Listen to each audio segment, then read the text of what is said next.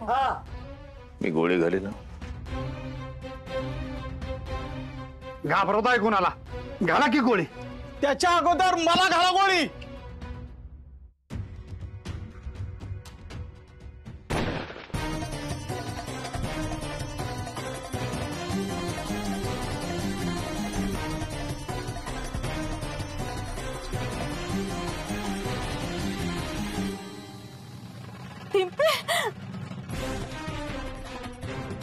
सगळे गेले पळून. मम्मी चल. माझ्या भाऊजी चला. माझ्या भाऊजी चला.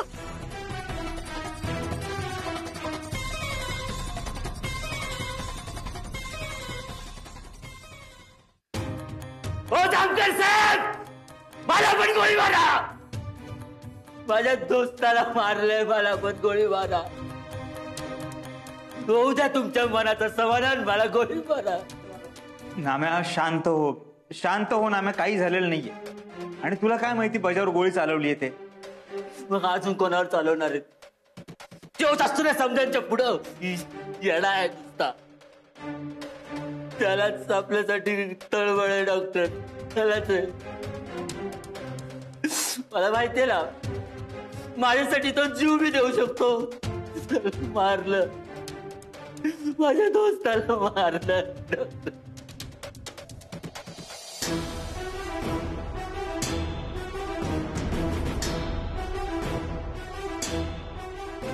आता किती वेळ बघणार त्या डेड बॉडीला? उचला तिला, बंदोबस्त करा तिचा. तुम्ही एका निष्पाप माणसाला मारलंय. मग आता काय गुन्हा दाखल करता माझ्यावर? तोंड बघू नका माझं. ती बॉडी उचला. हे लाड.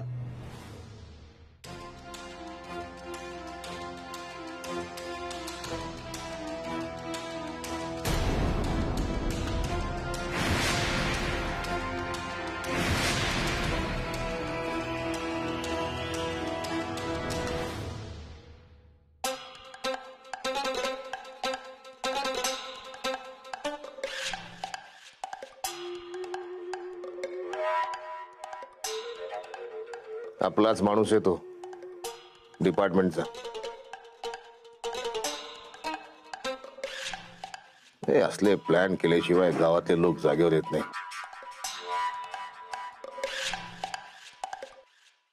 आता गावच काय, कोणी जरी आलं तरी डॉक्टर सुटत नाही आता.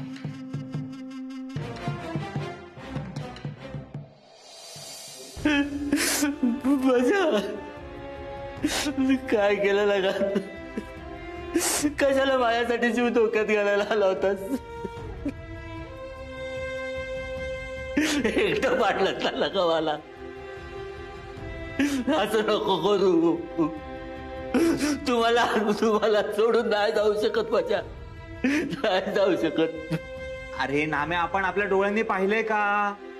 पोलीस कोणावरही गोळी झाडू शकत नाहीत. ते आपल्याला घाबरवण्यासाठी करताय. तुझा माझ्यावर विश्वास आहे ना? काही होणार नाही, शांत हो तू. असं कसं काही होणार नाही? झालंय. बजरंग पाटील यांचं दुःखद निधन. मी लढून घे. तू गोष्ट तशी घडली, काय करणार? आता त्याला कारणीभूत तूच आहेस, त्यामुळं पश्चाताप करून घे. वाईकर, बॉडी पाठवा पोस्टमॉर्टमला. बॉडी आणि नंतर जाळायला पाठवा.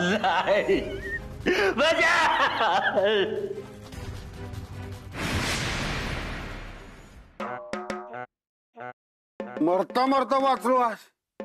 आज आपलं काही खरं नव्हतं. तो इन्स्पेक्टर लई डेंजर माणूस आहे. त्यानं समोरच्या छतावर गोळीच घातली. अहो, तुम्ही तर खरंच खरोखर राखेल ओतून घेतलं. तुम्हाला सांगितलं होतं ना घरात राखेल नाही म्हणून, आणि राखेल महाग झालं या. अगं ये, तुला काय कळतंय का? माझ्या लेकाची काय काळजी आहे का नाही तुला? त्याला काय झालं असतं म्हणजे मग? अगं डिंपे, तू काय माझ्या लेकाला बळी द्यायला निघाली होतीस काय? अरे देवा, आता काय करू मी?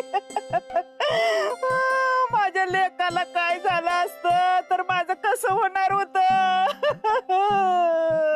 आमचं कसं होणार आता मी कोणाच्या तोंडाकडे बघू सरे अगं ये सरे म्हातारपणी आता माझा कोण आधार ग बाई बजा काय करणार होतास र बाबा ए जणी कशाला वराडतीयस ग तू बजा काय मी आला बिला काय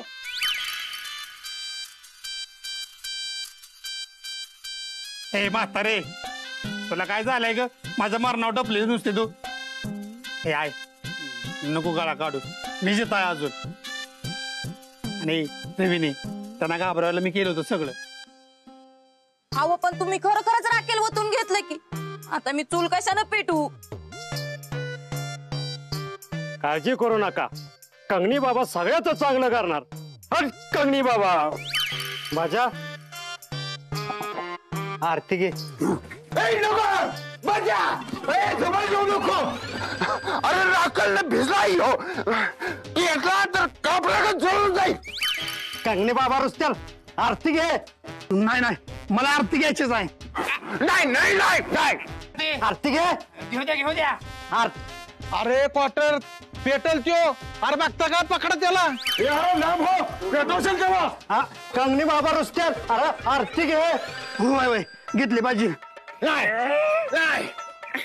अहो तुम्हाला काय अक्कल बिक्कल आहे का नाही तुम्ही सगळी माझं कुकू का पुसायला लागला या अगं रवीने असं नको बोलू तो चांगल्या मनाने आरती करतोय. नाहीतर काय ह्यांना माझं प्रेमच कळत नाही एक दारुडाच दुसऱ्या दारुड्याला समजू शकतो. हे क्वार्टर घे क्वार्टर ऐक माझं इकडे दे बरं चल तू चल चल चल दादा दीदी शेवटी तुमचा प्लॅन फ्लॉपच गेला ना मग गेला कशाला होता तिकडे बया कसला माणूस आहे तू सरळ गोळीच घातली ना त्यानं होय मंगल वहीन त्या इन्स्पेक्टर जामकर सोबत कसं वागावं तेच कळणं झालंय मला कशालाच घाबरणं झालाय त्यो नाहीच घाबरणार तो आज पहिल्यांदाच कुणीतरी शेरा सव्वा शेरा आला इथं तुम्हाला कसा गिळून टाकतोय ते बघा. इन्स्पेक्टरच्या नादाला लागून आता काहीच उपयोग नाही. आपल्या डॉक्टरांना आणि नाम्या दादाला आता फक्त कोर्टच वाचवू शकते.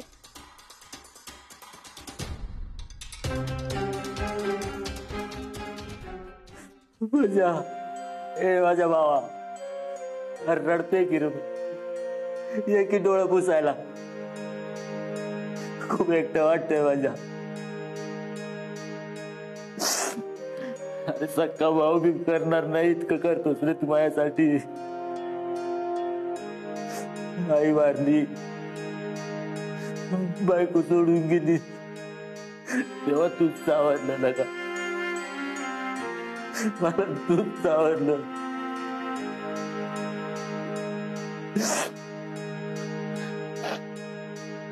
नेहमी बोलतो ना मी आहे तुझ्यासाठी मग आता ये की ये गेला का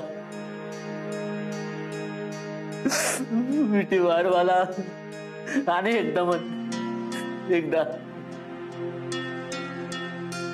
दातच पाडीन तुझं एक जेवून घे. मला नाही जेवायचं मला माझा दोस्त पाहिजे. गपचूप जेव नाहीतर तुझ्या मित्रासारखा तू पण गोळी खाशील. गला गोळी घाला मला मारायचंय गला गोळी. साहेब हा जेवत नाही मला पण गोळी घाला म्हणतोय. त्याचा दोस्त मारला गेला ना आपल्याकडून त्यामुळे याला दुःख झालंय. त्याला ताट दे जेवून घे. तुम्ही माझ्या दोस्ताला मारलंय. नाही मारलं. काय बजाला नाही मारलं दुसऱ्यालाच गोळी लागली तो मेलाय. पण तू आता जेवला नाहीस तर मी आता जाऊन त्याला मारेन.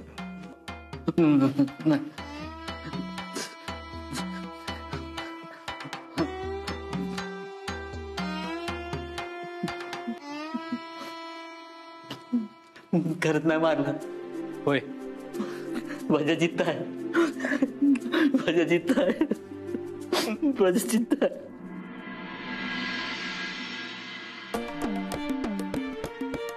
उद्या डॉक्टरांना परत कोर्टात हजर करतील. आता तरी त्यांच्यावर त्या सोनूच्या खुनाचा आरोप आहे, पण त्याला धरूनच त्या इन्स्पेक्टरनं चिनूचा पण इशे काढला तर डॉक्टरांवर सगळं शिकते ही कळल्यावर त्यांनी माझं नाव घेतलं तर मीच तिला शेवटची दूध चपाती दिली होती. हे सगळ्यांना कळलं तर पोलीस मला बी जेलमध्ये टाकतील. त्यात त्या इन्स्पेक्टरचा लई जीव होता चिनूवर.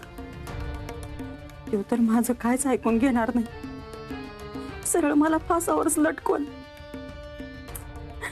काय करू काय बी कळणं झालंय. माझी यात काय चूक नाही.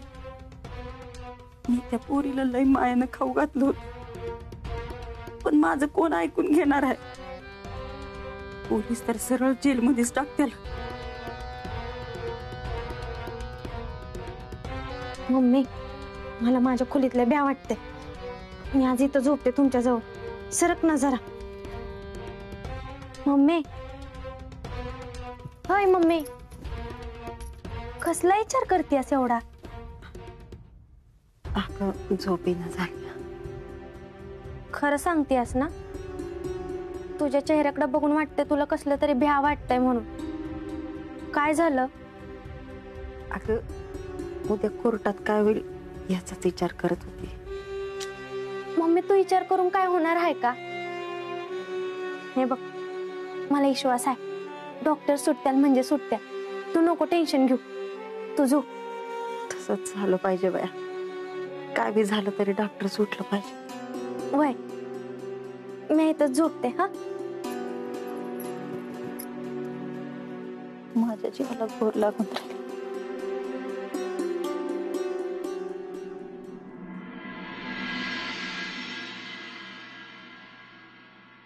काय तुमच्या हुकमी एक्क्यांनी पैसे दिले की नाही तुम्हाला? त्या डॉक्टरकडे काही नवीन कल्पना आहेत ज्याच्यातून आपल्या सोन्याच्या बिस्किटांमधून आपल्याला चांगले पैसे मिळतील. तेच ऐकायला थांबले मी. आमच्या कपाळावर काही लिहिलंय का? नाही म्हणजे आम्ही वेडे वगैरे आहोत असं काही लिहिलंय का? हा लिहिलंय का? नाही ना? की तुम्ही वेडे आहात? तुम्हाला अक्कल नाहीये? तुमचा तो हुकमी एक काय ना काय डॉक्टर का काय तो त्याला एका मुलीच्या खुनात अटक झालेली आम्हाला माहिती नाही असं तुम्हाला वाटतंय का? 2 टर्म आमदार होतो आम्ही. हे विसरता वाटतं तुम्ही? अहो मी तुम्हाला सांगणारच होते पण कधी कधी त्या माणसाने लुटून नेल्यावर आमदारवाची फार हौस, पण साधी माणसं ओळखायची अक्कल नाही तुम्हाला? आमच्या मतांवर जिंकून याल हो, पण आमच्यासारखी अक्कल कुठून आणणार? असो, त्या बिस्किटांचे पैसे आणि त्या जमिनीचा व्यवहार लवकरात लवकर करा, नाहीतर आयुष्यात पक्षाकडून परत कधीच तुम्हाला तिकीट मिळणार नाही अशी तजवीज आम्ही स्वतः करू.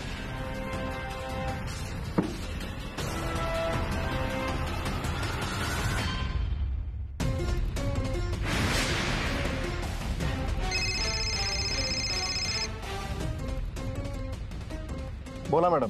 वकील साहेब, तो डॉक्टर आज सुटलाच पाहिजे. त्याच्यावर काय आरोप आहेत, किती गंभीर आरोप आहेत, किंवा त्याच्या विरोधात काय पुरावे हे मला काहीच ऐकायचं नाहीये. कळलं? मॅडम मी माझ्या बाजूने पूर्ण तयारी केली आहे, पण पोलिसांकडे नक्की किती स्ट्रॉंग पुरावे आहेत हे अजून कळत नाही. तो जामकरही इरेला पेटलाय. त्याने पोलीस कागदपत्रातच केस मजबूत केली आहे, त्यामुळे इतक्या सहज डॉक्टर सुटेल असं वाटत नाही. मग पैसे कशाचे घेताय तुम्ही? हा, तुम्ही एरवी घेता त्याच्या दुप्पट फीस देईन मी तुम्हाला, पण तो डॉक्टर आज सुटलाच पाहिजे. सुटलाच पाहिजे. कळतंय ना? कारण आता माझ्या प्रतिष्ठेचा मुद्दा आहे, त्यामुळे मला काहीही कारण नकोय. कळलं? ठीक आहे मॅडम.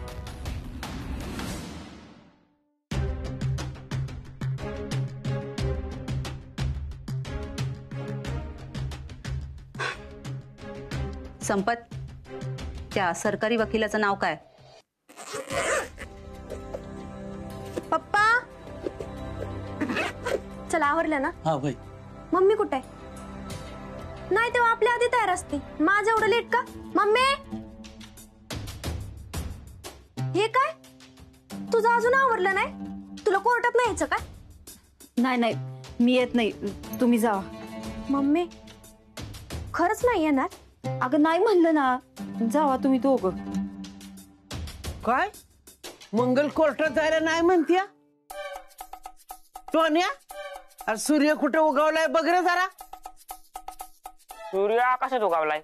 अरे तुझ्या बापाने मग जमिनी उगावल्याला वय. अरे कुठल्या दिशेला उगावलाय ही बघ म्हणलं. वरच्या दिशेला उगावलाय. अरे तुला घातला नेऊन डाबऱ्यात. तुला तू शाळेत जातो का मास्तरची धुवायला जातो रे कापड? आहे अगो मंगलीची अकाल चांगली ताळ्या आलेली दिसतीय. तिच्या आता ध्यानात आलंय डॉक्टर काय सुटणार नाही म्हणून ती कोर्टात यायला नको म्हणते.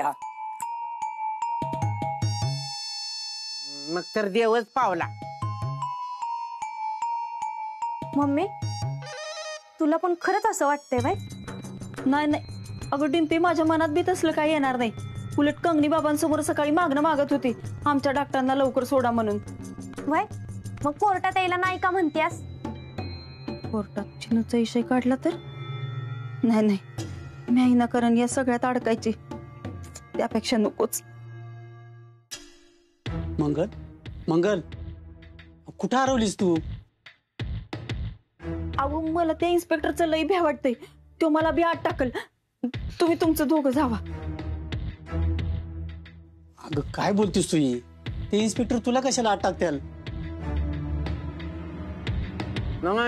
टाकलंच पाहिजे. तुम्ही लय त्या बाय भुलव्याची बाजू घेताय ना. तुम्हाला सगळ्यांना आत टाकलं पाहिजे, त्याशिवाय तुम्हाला अक्कल नाही यायची. आय वाईस ग बसतीस का तू? ए बाबू, आईला काय बोलायचं ना? ती आपली आय हाय. लय तिला बोलला ना तर समजा वाड्यात ताब्यात घेऊन टाकेल माझ्या. मी बरी तुझ्या नावावर करून देईल. अगं तू तर त्याच्या पुढची आहेस. मम्मी तुला ते इन्स्पेक्टर का अटक करतील सांग बरं मला. अगं मला काय माहित नाही, पण म्हणलं ना तुम्ही तुमचं जावा म्हणून. ए दिदे, नाही नाही मीला मग कशाला का माग लागली यास? ती जर तिकडं गेली आणि पोलिसांनी तिला अटक केलं तर मला सकाळी खारे कोण देणार, दुपारचं जेवण कोण देणार? नाही नाही सगळं वांदच वांद आहे. इथं माझं अजून लगीन नाही झालं आणि शिक्षण पण पूर्ण नाही झालं. हे सगळं बघणार कोण ग? मम्मीच बघणार ना का तू बघणार? पप्पा एक तास आणि तू अशी बिनजबाबदारी, आणि हे एकटा आजी अशी कधी गचकल सांगता येणार नाही. आणि त्या त्याचं काही कामच नाही. कुणाच्या भरोसा थांबू मी इथं? अरे तुला भरली रागात किती तुला तुला आली पटकी. तुझ्या नॉनसेन्सले काळ कुत्र. तू कर माझ्या मरणावर उठलास. शुभ बोलणाऱ्या तर मांडवायला आग लागली. डिंपल मंगलला नाही यायचं तर नाही होते, आपण जाऊ चल. ठीक आहे.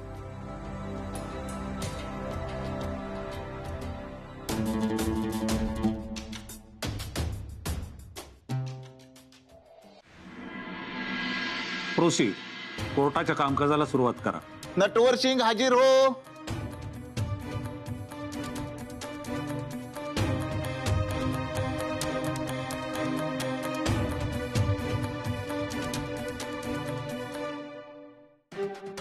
युक्तिवादाला सुरुवात करा. माय लॉर्ड, नटवर सिंग यांच्यावर एक परदेशी पर्यटक एलेना यांच्या तसेच नीलम आणि सोनू यांच्या हत्येचा आरोप आहे. बजा त्या मॅडम गायब झाल्या होत्या ना, त्यांचा पण खून झाला का काय? हो बाबा दादा जरा थांबा, मला ऐकू द्या काय म्हणतात ते. Order order. जसाहेब, हा माणूस आधी राजस्थानमध्ये होता. तिथे याने एक परदेशी पर्यटक एलेना हिचा खून केला आणि हा महाराष्ट्रात पळून आला. इथे आल्यानंतर त्याने नीलम नावाच्या एका महिलेकडून पैसे उकळले आणि तिचा खून केला.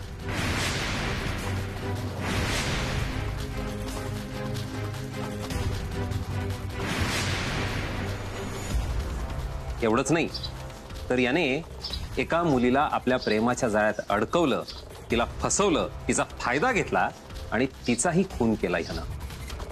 पण आधीच्या आरोपामध्ये या नीलम नावाच्या स्त्रीचा कुठेच उल्लेख नव्हता. खरंय माय लॉर्ड, याला जी 4 दिवसाची पोलीस कोठडी मिळाली होती त्यात पोलिसांनी केलेल्या तपासात या संबंधीचे पुरावे मिळाले. आता नीलमच्या खुनाचं मध्येच कसं आलं? नीलमचा खून म्या केलाय हे जर पोलिसांना कळलं तर जामकर मला फासावरच लटकवल.